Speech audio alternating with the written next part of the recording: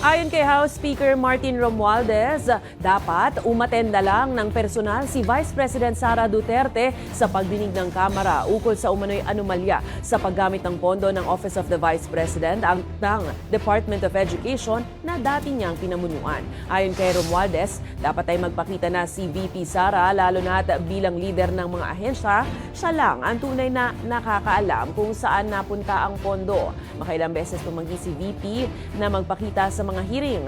Pero nagpahayag naman siya sa media na naaawa raw siya sa kanyang mga staff na nadadamay ngayon dahil sa mga anyay politikong nais lamang siyang gipitin.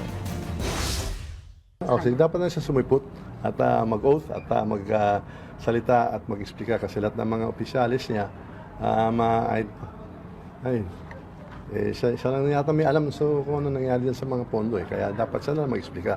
Huwag na lang niyang bigay sa mga officials ng OVP o sa DepEd. Siya na lang magsalita. Yun na lang po.